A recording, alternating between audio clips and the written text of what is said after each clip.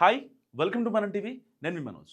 ఒట్టేసి చెబుతున్న హిడ్మా ఏ ఒక్కరిని వదిలిపెట్టను. సో ఇది దేవా రాసిన ఒక లెటర్ ఇప్పుడు సోషల్ మీడియాలో వైరల్ అవుతుంది. అండ్ మావోయిస్ట్ పార్టీకి సంబంధించిన ఎవరైతే నేతలు ఉంటారో వాళ్ళు కూడా ఒక లెటర్ రాశారు. ఏమని? లేదు, హిడ్మా ఎన్కౌంటర్కి దేవ్జీకి అండ్ రాజిరెడ్డికి అసలు ఎలాంటి సంబంధం లేదు. దేవ్జీ అండ్ రాజిరెడ్డి వీళ్ళు ఇద్దరూ కూడా సేఫ్గా దండకారణ్యంలో ఉన్నారని చెప్పి ఒక లెటర్ రిలీజ్ చేసిన తర్వాత సో ఇప్పుడు హిడ్మా ఎన్కౌంటర్కి మరి దానికి రక్తం మరిగిపోతున్న మావోయిస్ట్ పార్టీ అగ్రనేతలు లైక్ దేవ్జీ లాంటి వాళ్ళు, బర్సీ దేవ్జీ లాంటి వాళ్ళు కూడా ఇప్పుడు నెక్స్ట్ ప్లాన్ ఏంటనేది అర్థం కాక దండకారణ్యంలో మిగిలిపోయారు. సో మరి ఇలాంటి నేపథ్యంలో వాళ్ళకు ఒక చిన్న ఛాన్స్ దొరికింది. కాంట్రాక్టర్ ఎవరైతే చంపేశారో అతి కిరాతకంగా చంపేశారు. సో దాంట్లో నో డౌట్ ఎట్ ఆల్. గొంతు కోసి కాళ్ళు కట్టేసి తన టెస్టికల్స్ మీద కూడా కొట్టి అతి దారుణంగా కాంట్రాక్టర్ని చంపేశారు. సో ఫైన్, బాగుంది, ఓకే. వాళ్ళు హిడ్మా ఎన్కౌంటర్కి ఒక రివెంజ్ తీసుకునే ప్రయత్నం చేస్తున్నారు గట్టిగా. సో దానికి సంబంధించి మరి హిడ్మా ప్లేస్ని దేవ్జీ భర్తీ చేస్తాడా లేదా అన్నది మాత్రమే ఇక్కడ పాయింట్. ఎందుకంటే ఛత్తీస్గఢ్లోని సుక్మా జిల్లాలో పూవర్తి గ్రామంలో ఈ దేవ్జీ జన్మించాడు, బర్సీ దేవ్జీ. సో ఇతను హిడ్మాకి, ఎవరైతే చనిపోయిన మావోయిస్ట్ హిడ్మా ఉన్నాడో అతనికి మేనల్లుడు కూడా. సో ఇద్దరిది ఒకే ఊరు కావడం, ఎప్పుడైతే ఈ మావోయిస్టు భావజాలాలు ఎందుకంటే మొత్తం పట్టి మొత్తం వాళ్లే కాబట్టి సో వాళ్ళ యొక్క విధానాలకి ఆకర్షితుడై అతను మావోయిస్ట్గా మారాడు. సో దాని తర్వాత మావోయిస్టులు దండకారణ్యంలో ఉంటే వాళ్ళకి వెళ్ళి భోజనాలు ఇవ్వటం, ఇలాంటివన్నీ చేస్తూ మావోయిస్టు భావజాలానికి మరింత దగ్గరయ్యాడు. సో మావోయిస్టులకి మరి ఆ అన్నం తీసుకెళ్తూ నుంచి వాళ్ళకి కావాల్సిన అన్నం అడవిలోకి తీసుకెళ్లే దగ్గర నుంచి మావోయిస్టులకి ఇప్పుడు అగ్రనేత అవ్వడానికి అసలు ఎలా జర్నీ స్టార్ట్ అయింది ఏంటనే దాని గురించి కూడా నేను మీకు చెప్పే ప్రయత్నం చేస్తాను. సో 45 ఏళ్ల ఈ దేవ్జీ మొదటి నుంచి కూడా మావోయిస్టు భావజాలానికి చాలా దగ్గరగా ఉన్నాడు. అండ్ వాళ్ళు చేసే విప్లవాలకి వర్ధిల్లాలంటూ కూడా వాళ్ళకి ఏమన్నా చిన్న అడ్డంకులు వస్తే కూడా వాటన్నిటిని తొలగిస్తూ బయట నుంచే చాలా చాకచక్యంగా పనిచేసేవాడు హిడ్మా కోసం. సో హిడ్మా తర్వాత ఎవరైనా ఒక అగ్రనేత ఇప్పుడు యాక్టివ్గా ఉన్నారు మావోయిస్టులో అంటే అది దేవ్జీ బర్సా మాత్రమే.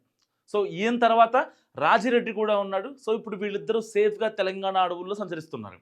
సో ఇప్పుడు అంటే వాళ్ళు రిలీజ్ చేసిన లేఖ ప్రకారం చెప్తున్నా మీకు, నాకు ఎటువంటి ఇన్ఫర్మేషన్ లేదు, వాళ్ళు రిలీజ్ చేసిన లేఖ మాత్రమే. సో ఇలాంటి నేపథ్యంలో దేవ్జీ బర్సా మరి హిడ్మాని అనుకరించి సేమ్ హిడ్మా యొక్క ప్లేస్ని మరి ఆక్రమిస్తాడా అన్నది కూడా ఇప్పుడు ఇక్కడ ఒక పాయింట్ అనమాట. ఎందుకు ఆక్రమిస్తాడు అన్నానంటే ఏదో భావంతో వచ్చేది కాదు, అదొక బరువైన బాధ్యత. సో చాలామంది మావోయిస్టులు ఉన్నారు, ఎవరైతే ఆ మావోయిస్టుల్లో బ్లాక్ షీప్లు ఉంటారో. సో ఇప్పటిదాకా హిడ్మా ఎన్కౌంటర్కి మావోయిస్టులే చెప్పారు అని చెప్పి అన్నారు కదా.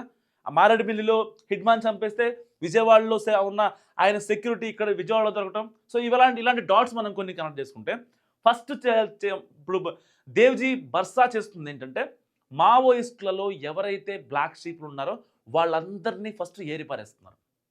ఎందుకంటే లాస్ట్ టైం ఎప్పుడైతే 1999లో మావోయిస్టులు ఛత్తీస్గఢ్లో ఘాతుకానికి పాల్పడ్డారు, దాంట్లో దాదాపుగా చాలామంది రాజకీయ నాయకులు, కాంగ్రెస్ నాయకులు అతి దారుణంగా చంపబడ్డారు. అలాంటి చెదురుముదురు ఘటనలు గడిచిన 20 ఏళ్ళలో చాలా జరిగాయి.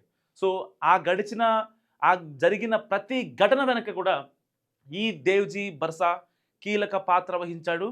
హిడ్మా గ్రౌండ్లో ఉంటే బ్యాక్ సైడ్ బర్సీ ఉంటాడు. ఒకవేళ బర్సీ దేవ్జీ గ్రౌండ్లో ఉంటే ఎవరికి కనిపించే ఊళ్ళో ఉండి చక్రం తిప్పేవాడు హిడ్మా. సో ఇలా ఇద్దరూ కూడా చాలా చాకచక్యంగా ఎన్నో ఆపరేషన్స్ని వీళ్ళిద్దరూ కంప్లీట్ చేసిన పరిస్థితి.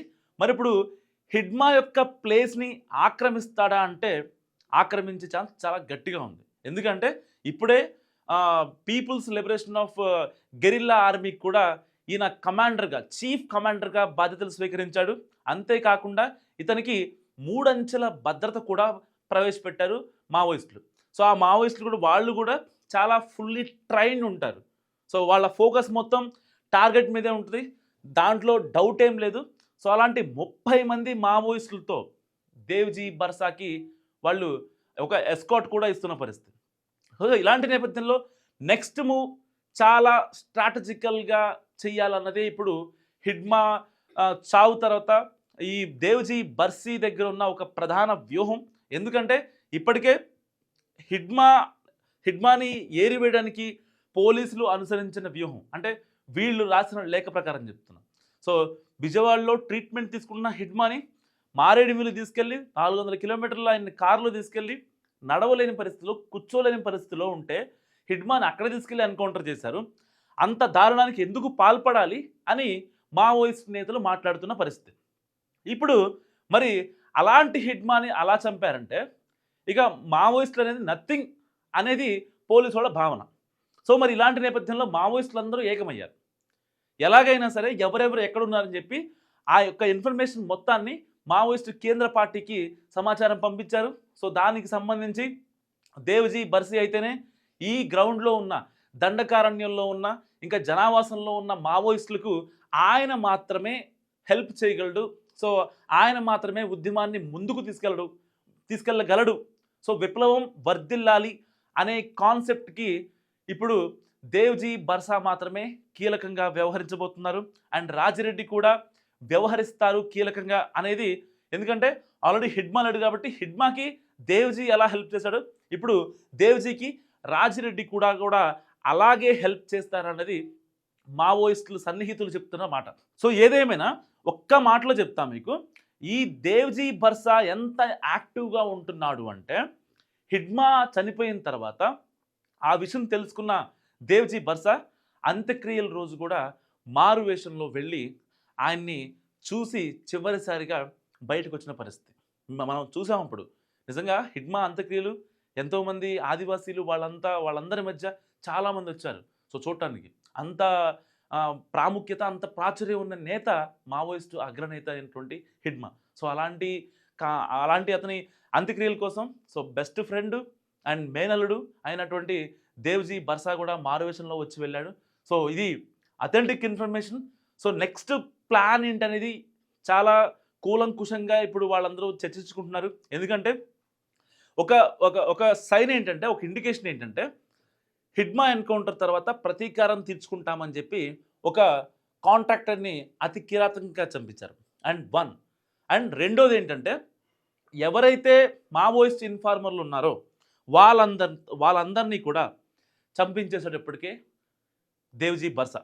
సో ఆల్రెడీ ప్లాన్ స్టార్ట్ అయింది, యాక్షన్ స్టార్ట్ అయిందని ఈ రెండు సైన్స్తో మనం ఒక అంచనాకి రావచ్చు.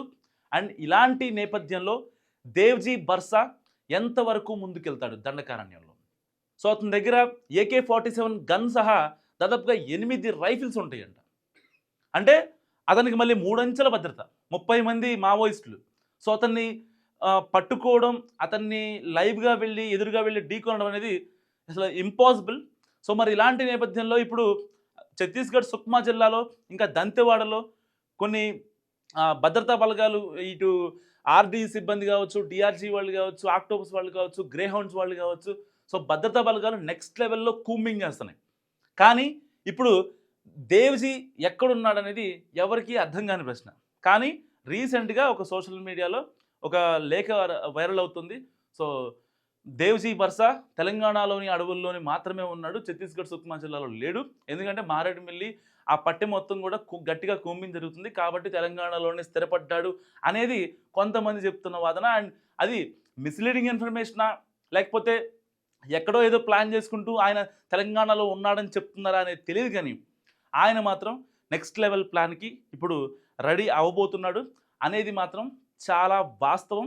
అండ్ ఇప్పుడు హిడ్మా చావు తర్వాత చాలా గట్టిగా రియాక్షన్ తీసుకోవడానికి మాత్రం వీళ్ళు సందేహం లేకుండా, ఏమాత్రం అతిశయోక్తి లేకుండా చాలా అంటే చాలా రెడీగా ఉన్నారు అండ్ ఈగర్గా కూడా ఉన్నారు. సో వాళ్ళు వేసే ప్రతి స్టెప్ కూడా కేంద్ర మావోయిస్ట్ కమిటీకి చెప్తున్నారు. ఎందుకంటే ఒకవేళ దేవ్జీ బర్సాకి కనుక ఏమన్నా అయితే నిజంగా, ఒకవేళ ఇక ఈ మావోయిస్టు ఉద్యమం ఆగిపోద్దేమో అన్న భావనలో కూడా ఒక ఒక ఒక రకంగా ఈ మావోయిస్టులు కూడా ఉన్నటువంటి పరిస్థితి. సో మరి ఇలాంటి నేపథ్యంలో దేవ్జీ బర్సా హిడ్మాలానే దీన్ని మూవ్ చేయగలడా ఉద్యమాన్ని, లేకపోతే ఎంతవరకు ఇతను సక్సెస్ సాధించగలడు? మీరేమనుకుంటున్నారు? మస్తుగా కామెంట్ చేయండి. చూస్తూనే ఉండండి మనం టీవీ.